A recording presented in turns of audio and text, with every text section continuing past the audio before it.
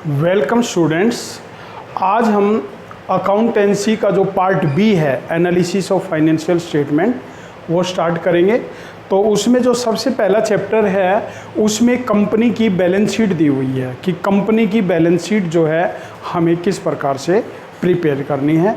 तो देखिए, सबसे पहले हम क्या लिखेंगे, balance sheet as at name of company. Company का नाम भी लिख सकते हैं इसमें साथ में, particular, note number, current year, previous year. अब जो ऊपर की साइड में है वो लाइबिलिटी साइड है, नीचे एसेट आएगी। तो आज हम केवल जो डिस्कस करेंगे वो लाइबिलिटी साइड का डिस्कस करेंगे। तो सबसे पहले इक्विटी एंड लाइबिलिटी। ये लाइबिलिटी साइड में इक्विटी मीन्स कैपिटल, लाइबिलिटी जो करंट लाइबिलिटी और नॉन करंट लाइबिलिटी है। तो सबसे पहला पॉइंट आता है शेयर होल्डर फंड। अब जो शेयर होल्डर फंड है, शेयर होल्डर फंड में तीन पार्ट हैं, share capital, reserve and surplus, money received against share warrant. Money received against share warrant ये आपके सिलेबस में नहीं है, इसलिए देखो यहाँ कट लगाया हुआ है। आपके सिलेबस में केवल 2 पॉइंट आएंगे, share capital and reserve and surplus. Number 2 पे लिखा है share application money pending allotment, ये भी आपके सिलेबस में नहीं है। 3 नंबर पे नॉन करंट लाइबिलिटी आती है। तो नॉन करंट लाइबिलिटी के 4 पार्ट हैं, long term borrowing, deferred tax liability, other long term borrowing liability and long term provision. ये आपके 4 पॉइंट हैं, जिसमें से बी और सी पॉइंट ये आपके सिलेबस में नहीं है। नंबर 4 पे आता है करंट लाइबिलिटी। करंट लाइबिलिटी में short term borrowing, trade payable, current liability, other current liability and short term provision. Last में हम इनका टोटल कर देंगे। तो ये है आपकी लाइबिलिटी साइड। अब हम इन अलग अलग पॉइंट को डिस्कस करेंगे। तो अलग अलग पॉइंट को डिस्कस करने के लिए सबसे पहला जो पॉइंट आया है share capital.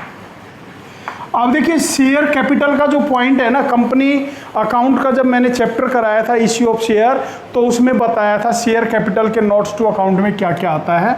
Authorise share capital,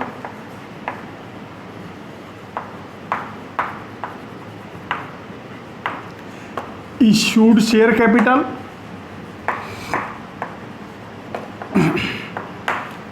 subscribed share capital,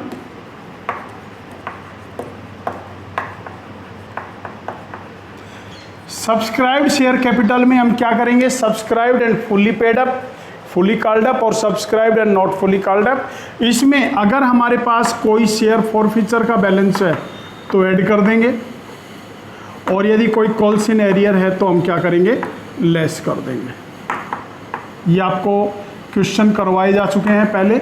तो ये सबसे पहला पार्ट है शेयर कैपिटल। शेयर कैपिटल में हम क्या क्या इंक्लूड करेंगे, authorise share capital. Authorise share capital maximum capital होती है। Issued share capital, authorise capital का वो पार्ट होता है जो कंपनी पब्लिक में इशू करना चाहती है। सब्सक्राइब्ड शेयर कैपिटल वो शेयर कैपिटल होती है जो पब्लिक ने सब्सक्राइब की है।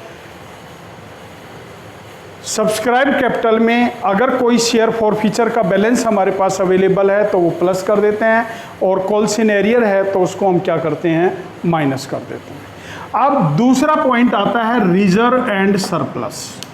अब देखिए, जो रिजर्व एंड सरप्लस है, रिजर्व एंड सरप्लस में कैपिटल रिजर्व, जो भी आपके कैपिटल प्रॉफिट होते हैं जिनको हम कैपिटल रिजर्व में ट्रांसफर कर देते हैं, capital reserve, capital redemption reserve, security premium reserve, जो शेयर प्रीमियम, जो अभी इसमें डिबेंचर और शेयर वाले चैप्टर में सिक्योरिटी प्रीमियम रिजर्व चल रहा था, डिबेंचर रिडम्पशन रिजर्व, डिबेंचर का रिडम्पशन करने के लिए जो रिजर्व बनाते हैं, जर्नल रिजर्व, ये ऐड करते हैं। तो आपका रिजर्व एंड सरप्लस में क्या क्या ऐड हुआ, capital reserve, capital redemption reserve, security premium reserve, debenture redemption reserve, journal reserve. Statement of profit and loss, statement of profit and loss. अब जो statement of profit and loss है उसको हम क्या करेंगे, अगर ये प्रॉफिट है तो इसमें प्लस कर देंगे, और यदि ये लॉस है तो इसमें हम क्या करेंगे, माइनस कर देंगे। इसके बाद नंबर 2 पे आता है लॉन्ग टर्म। इसके बाद आपका ये पूरा हो गया share capital. Non current liability में long term borrowing. Long term borrowing में जो आपका पॉइंट आता है, long term borrowing which is more than 12 months. जो आपने, कंपनी ने पैसा बोरो किया है बाहर की पार्टी से, लेकिन 12 महीने से ज़्यादा के लिए, मोर देन 12 मंथ्स, इसमें आपके bond, debentures, loan from bank, public deposit, ये हम शामिल करते हैं। ठीक है। लॉन्ग टर्म प्रोविजन, इसमें आता है डेफर्ड टैक्स लाइबिलिटी, आपके सिलेबस में नहीं है। अदर लॉन्ग टर्म जो लाइबिलिटी है वो आपके सिलेबस में नहीं है। अब आपका पॉइंट आता है long term provision. Long term provision कौन से होते हैं, which is more than 12 months, which is more than 12 months. Provisions for employees benefit, employees के बेनिफिट के लिए जो प्रोविजन बनाए गए हैं।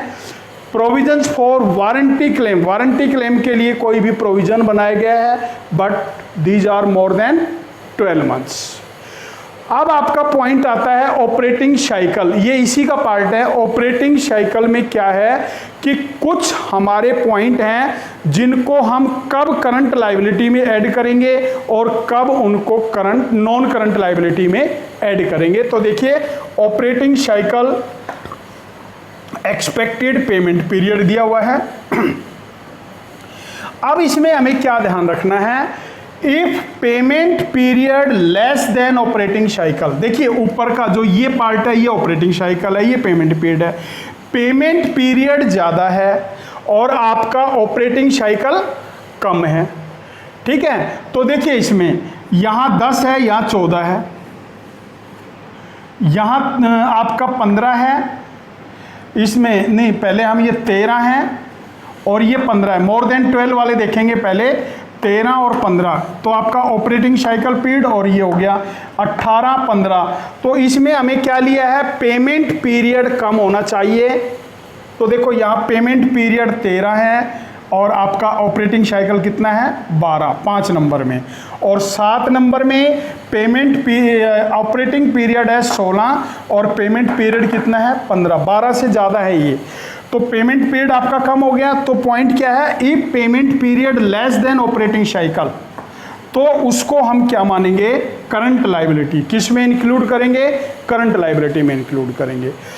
पेमेंट पीरियड ज़्यादा है, आपका पेमेंट पीरियड ज़्यादा है। देखो थर्ड में पेमेंट पीरियड ज़्यादा है, ऑपरेटिंग साइकिल कम है।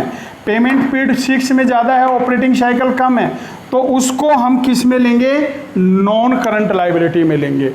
और चाहे पेमेंट पीरियड है, चाहे ऑपरेटिंग एक्सपेक्टेड पीरियड है, 12 या 12 महीने से कम है, तो देखो पेमेंट पीरियड 12 महीने से कम हो गया, तो उनको हम किस में लेंगे, करंट लायबिलिटी में लेंगे। तो ये आपका ऑपरेटिंग साइकिल पीरियड का है।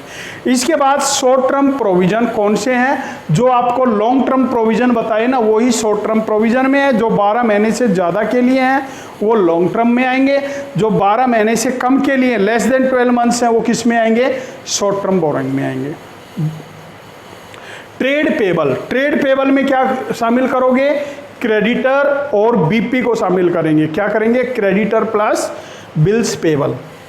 अदर करंट लायबिलिटी, अब देखिए अदर करंट लायबिलिटी में हम शामिल करेंगे interest accrued not due on borrowing, interest accrued due on borrowing, income received in advance, outstanding expenses, provident fund, GST payable यानी आउटस्टैंडिंग है, अनपेड डिविडेंड है, कॉल्स इन एडवांस है। ये पॉइंट आपके किस में आएंगे, अदर करंट लायबिलिटी में आएंगे। और short term provision, provisions for doubtful डेप्ट, डेटर्स पे जो आपने प्रोविजन बनाए हैं, प्रोविजंस फॉर टैक्सेशन, ये आपके किस में आएंगे, शॉर्ट टर्म प्रोविजंस में आएंगे।